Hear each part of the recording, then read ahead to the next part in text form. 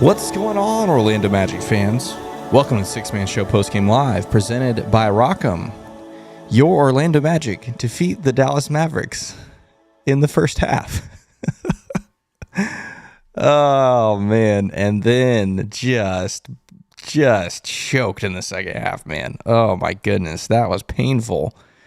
Oh, man. Let's be in pain together tonight, boys and girls. Welcome to the Six Man Show Postgame Live, presented by Rock'em. I am producer Kevin. Glad you are here.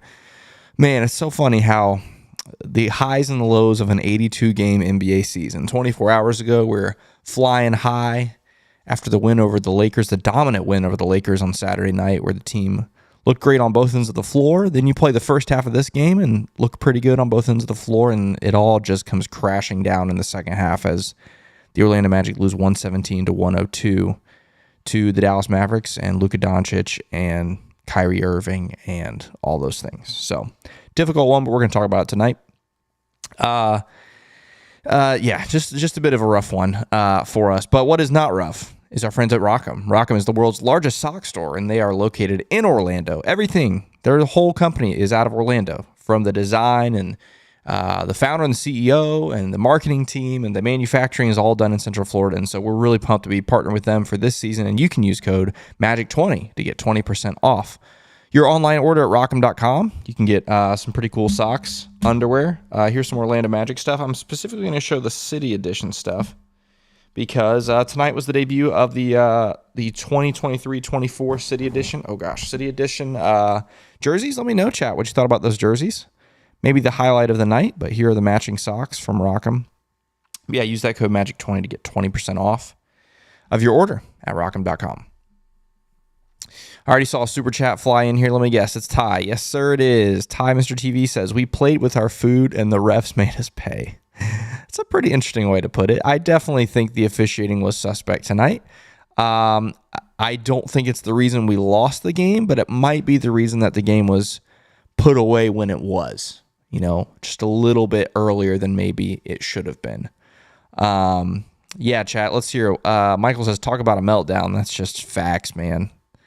That second half was just painful. Joe says, Luka wasn't even hurt. No, he was not. He absolutely was not hurt. Oh, man, that was really frustrating. You get a fast break, and then Scott Foster decides, you know what, I think the Mavericks could use a break here. Whatever, man. Whatever. Oh, gosh. Let's see.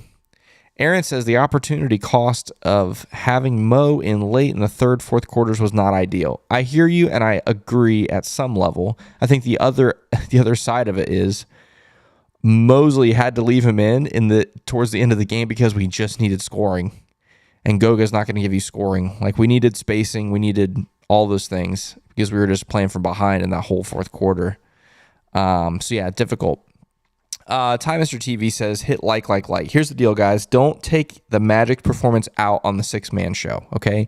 If you're here, if you're wanting to partake in this post-game live show, I know we're all down bad, but hit the like button, guys. You know, it's not our fault that we scored like, what was it, 2 threes in the second half? Went 18 minutes without hitting a three. It's not our fault, okay? Don't take it out on us. Please hit that like button. Appreciate it. Oh, man. Okay.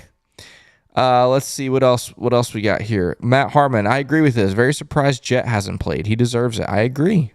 I thought tonight was a prime Jet night. Okay. We were looking for a spark in that second half. I agree here. C, spacing is an issue, and Jet Howard could potentially fix that. I don't want to say fix it. Mend it for a moment. You know, what I told the guys, Jonathan and Luke, in our group text was like, we're just desperate for a spark right now. At the end of the third, beginning of the fourth, just desperate for a spark. I mean, we had nothing going offensively. Why not throw somebody in there? Give them a chance, like a Jet Howard. What's the worst that can happen, you know? You already can't buy a bucket. The worst that can happen is Dallas, you know, gives him some space and he knocks down a couple threes and you just never know. I don't know. I thought this would have been a great game for Jet Howard to come in. Steven says, second half, 64-36. Yeah, I wrote that down as well. Just a miserable 36 points in the second half. Yeah, you're not going to win any NBA basketball game like that, especially not against Luka, Kyrie, and the Mavs. Daedalo says Gary Harris would have been helpful too. You know who else would have been helpful? Jonathan Isaac. I know offense is the reason you lost this game, but Jonathan Isaac could have helped a little bit on the other end. I don't know. I'm on the verge of frustration with JI. How much of it, and it's hard because from where we sit, how much of it is legitimate physical issues and how much of it is the Orlando Magic just being so stinking cautious. I don't know. Hopefully it's I don't want to say hopefully, that sounds bad. For the sake of the Magic, and that front office and at least the public opinion, maybe Jonathan Isaac is actually hurt, actually nursing some sort of injury. Hope he gets better soon. If he's not and the Magic are just being really overly cautious, it's time to cut that out. Sorry. It is. It's just time. Like, Jonathan has said it himself. He's ready to go. He feels 100%. I'm not saying he needs to go out there and play 30 minutes a night, but this whole thing playing once or twice a week is just getting old. It's getting old. And it's hurting the rest of the team, especially right now. We're down 3 key guys. So that means either Mosley has to go with a short rotation or he's got to put guys like Caleb Houston in. And I didn't think Caleb Houston was miserable tonight. I've seen some of you guys in the comments talking about Caleb Houston shouldn't play. I didn't think he was terrible. He came in and knocked down the 3. But he shouldn't have to be in there, I know Jonathan Isaac and Caleb Houston couldn't be 2 different players, more different players, but I don't know. It's a little frustrating. Let's see. Jay says, Franz should have shot the ball more. Is it his fault or the coaches? Yeah, this is interesting, guys, because you know what? We're gonna do things all kinds of out of order today, just because today was a little bit of a mess tonight. I want to look at the box score right now because the Franz thing is interesting. The last several games, Franz has scored well in the 20s, but not the most efficient night. And tonight he was even less efficient, really, 5 of 13. And really in the second half is when all those misses came, essentially, just about. Is it his fault? The coach's fault? A night like tonight, I don't know, guys. We just couldn't buy a bucket. 8 of 27 from 3 when you shot 7 for 11 in the first half. So that means you were 1 of 16, if that maths out. 1 of 16 in the second half from 3. Ugh. It's gross. Just gross. Ryan says this game made me tear up a bit. We had a big lead in the first half. Yeah, that's where this is really difficult for me, guys. And I think for most of you as well. This is a very winnable game. First off, Dallas is a very good team. Obviously, they've only lost once all season. But if you're going to beat a team like Dallas, it has to be a night like tonight. We're on the second night of a back-to-back for them. They are on the second night of a back-to-back, I should say. You get out to a good lead.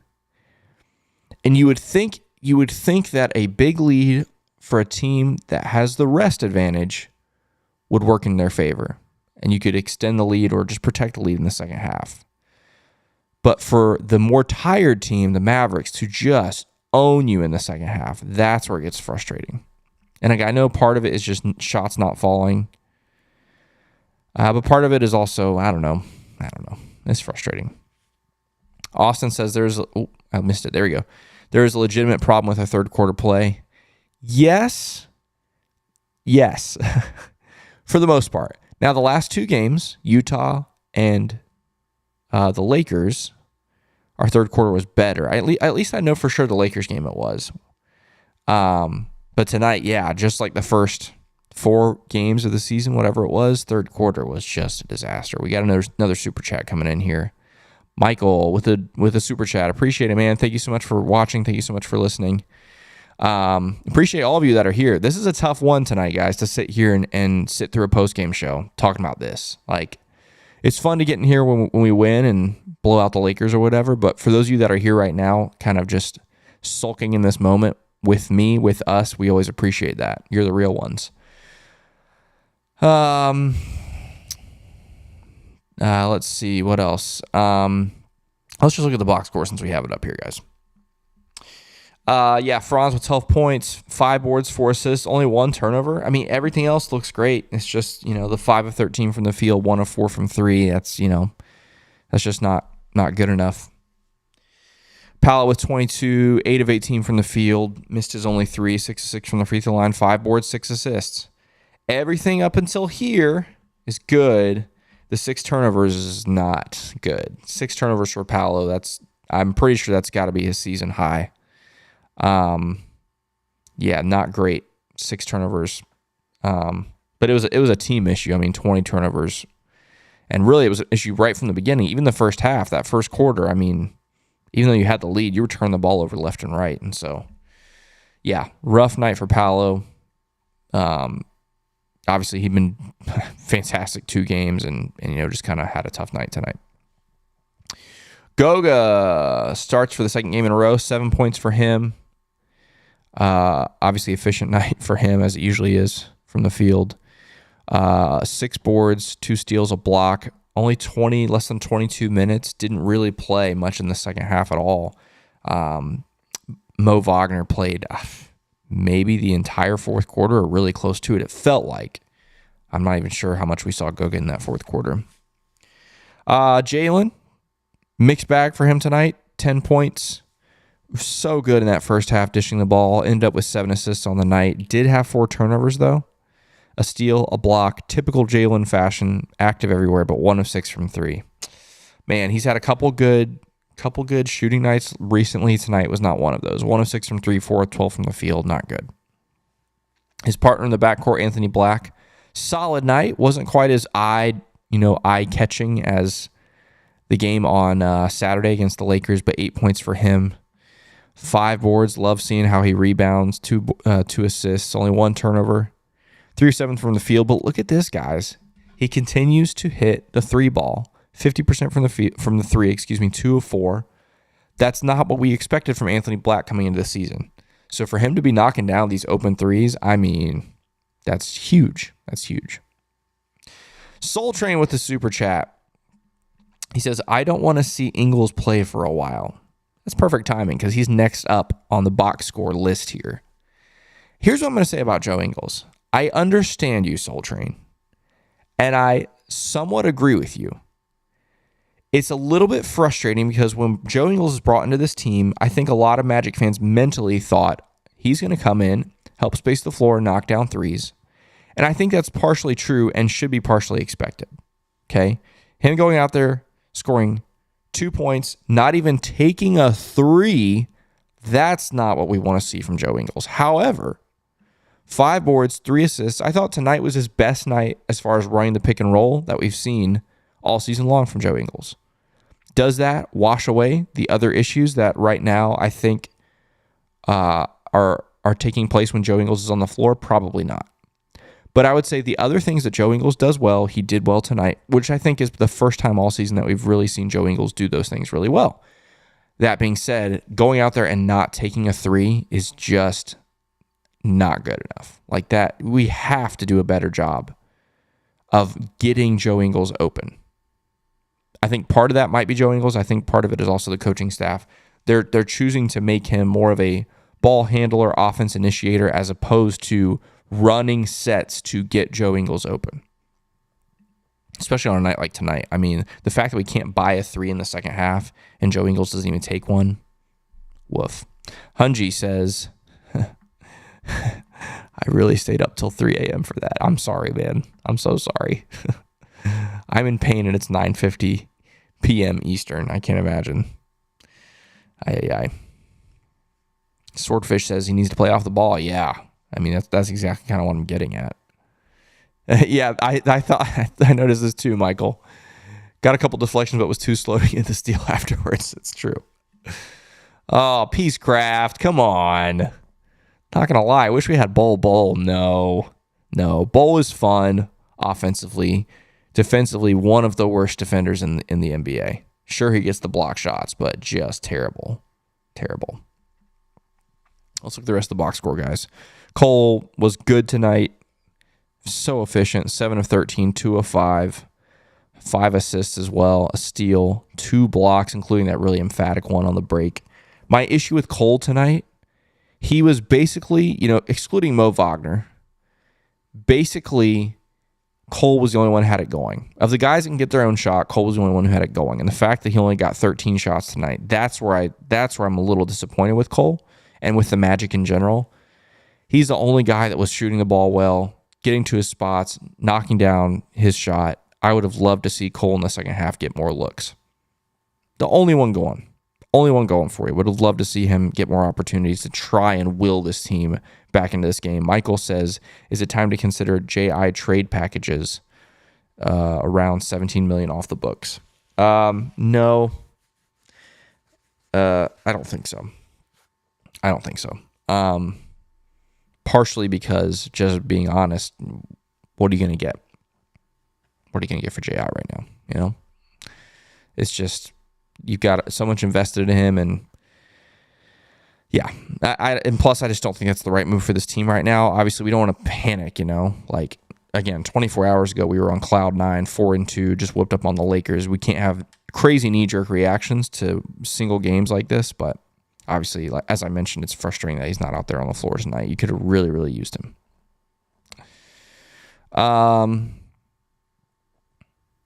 Yeah, Cameron, that's exactly what I'm getting at, man. As an Aussie Magic fan who has also watched Joe when playing for Boomers, he's a much better three-point shooter than he's had opportunity to show. That's exactly right. It's exactly right.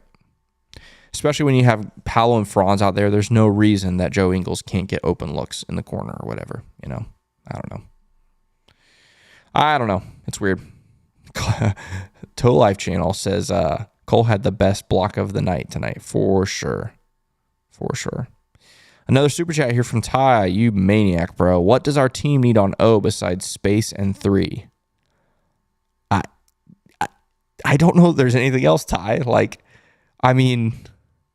You can cut down on turnovers, but if we can just have a couple guys start hitting threes on nights like tonight, this game is over. I really think that, yeah, on a night like tonight, that's all you need. Let me finish out the box score, guys. Cole, great. Mo Wagner, the other guy on the bench, good night for him. 8 of 13 from the field. Only 1 of 4 from three. Would have liked to see him hit another one of those. He had all 4 of his looks were, or actually I would say 3 of his looks were really open. 5 boards, a steal, a couple turnovers for him. And then Caleb Houston comes in, plays 13 minutes, kind of getting those Jonathan Isaac minutes. Goes 1 of 2 from 3, both were 3-pointers, had a rebound and a foul through 3 points. Yeah, the team stats. Let me see if ESPN was a little slow earlier. I like their team stats layout better. Let me see if their team stats are updated. Yeah, they are. Okay, good. 48% from the field. Again, 29% from 3. The Mavs were 37% from 3. It felt like more than that, but probably because they missed a lot in the first half. That's interesting. That's not a ton of I thought there would be more rebounds than that. You win the rebound battle, 31-25. Isn't this crazy? 6 offensive rebounds after the Lakers game on Saturday. It's just so crazy. Okay, this is. I'm just now realizing this. I'm just now having this realization. 25 assists for the Magic. They had 20 assists in the first half. That means you had 5 assists in the second half. Maybe I'm misremembering that. I thought for sure they had 20 assists in the first half. I'm pretty sure they did. So you get 5 assists in the second half. That is so indicative to what we saw. Ball just stopped moving. Credit to Dallas, not known this season as a great defensive team. They adjusted and made life difficult and really just dared the Magic to make threes, and the Magic just couldn't. 6 steals, 4 blocks, 18 turnovers. NBA.com has 20 turnovers. I would guess it is probably 20. It felt like 20. But ESPN says 18. 50 points in the paint. That's good. Fouls, largest lead, all that good stuff. Speaking of fouls, we can talk really fast about the officiating. I also want to talk about Coach Mosley, and then we'll look at the other scores and things. Let's see. I accidentally left this up here. Another super chat here. Soul Train says trade second round picks they won't use to move OKK. OKK is definitely more a better candidate right now for a trade than JI. Obviously, Chuma is not playing. Maybe. Officiating, yeah. Again, it's hard. I want to talk about it, but I want everyone to hear that's not the reason we lost this game. Okay, it's the reason the game was put away when it was. I think if the officiating was a little more balanced, it could have come down to the wire this game.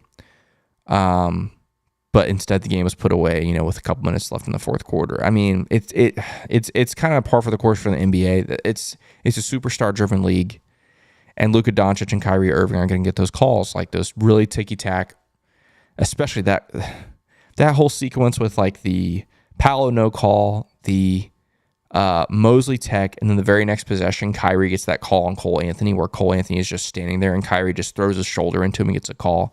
That's just like the NBA in a snapshot right there. Like that kind of stuff. I was literally just talking to Jonathan and Luke, I think.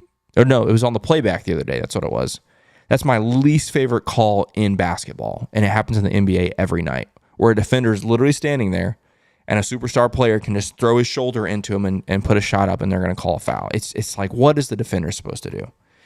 And so that whole sequence was just the icing on the cake. Again, it's not the reason we lost the game, but nights like this are really frustrating for a team like Orlando that's fighting really hard, but not getting the same, benefit that the other team's getting. It's frustrating.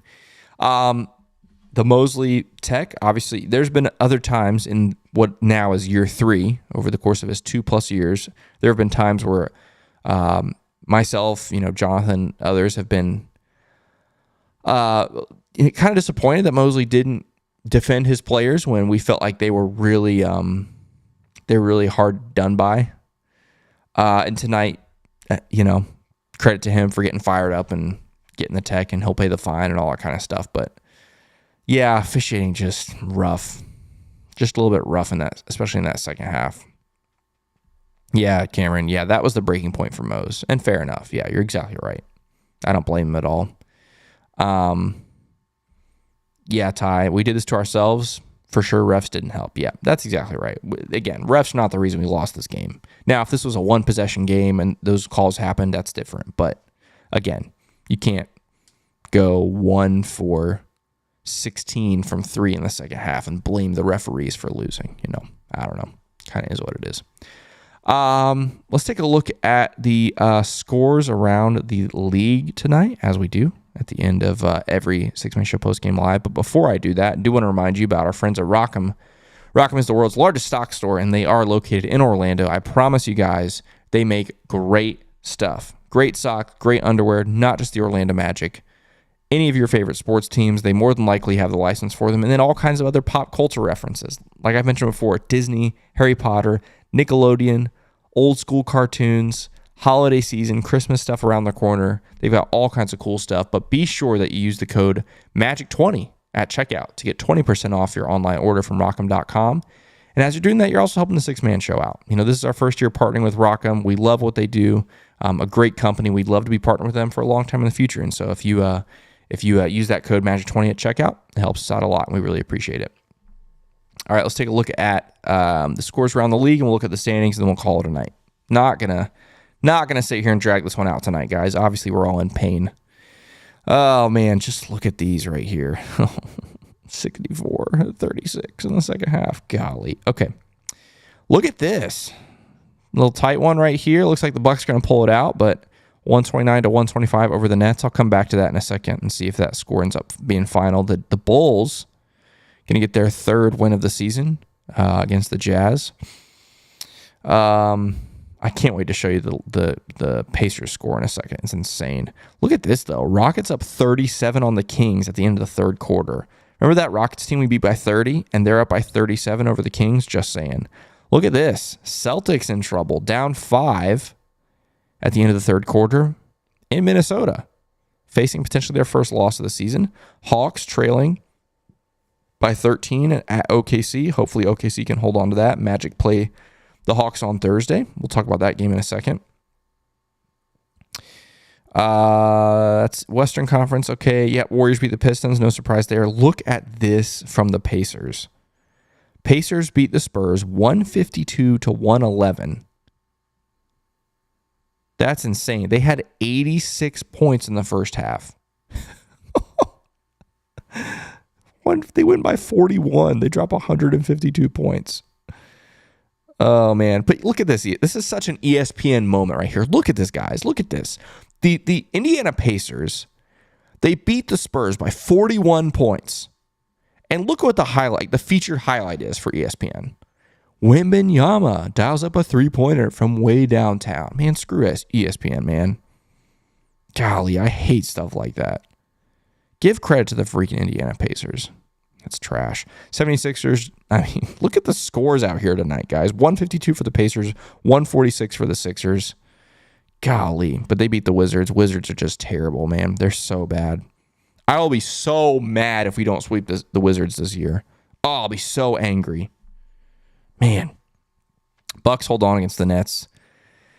The Lakers get the floor are swept in Florida. The Heat unfortunately beat the Lakers tonight, and then the Knicks beat the Clippers. Those are your Eastern Conference scores for the night. Yeah, interesting. Let's take a look at the standings. I'm going to refresh this because a couple of those games just went final. That Bucks game probably is not reflected here, or it might be actually. I think that's their fourth win. Let me see here. Yeah, that is their fourth win. Okay, so this should be accurate. Again, Celtics right now, trailing, going into the fourth quarter, might hit their first loss of the year. Hawks here, getting ready to potentially lose to the Thunder. We'll see if the Thunder can hold on. They would be potentially tied at 4-3 with the Magic, but Magic right now sitting sixth, tied for fifth essentially with the Pacers. The sky's not falling, guys. Tonight was frustrating. A couple things you got to work on, but still, not even the play-in, in the playoff position. Got a long way to go, obviously, but still an okay start. 4-3. You lose to what is tied for the best team in the Western Conference, the Dallas Mavericks. Obviously, I think more than anything, guys, it's not the fact that we lost to the Mavericks, it's how we lost to the Mavericks. I think that's where most people's frustration comes in, at least for me. Very winnable game, second night of a back-to-back for them, especially the way you start the game. It's, kind of is what it is. But let's talk about Thursday. Thursday's a unique game, guys. If you're not aware, the Orlando Magic play the Atlanta Hawks, but in Mexico City. It's one of those NBA international games. And it's tough. That's a tough place to play for a couple reasons. Number one, it's a long flight. Number two, altitude is a legit issue in Mexico City. Fortunately, we have a couple days to prep for that.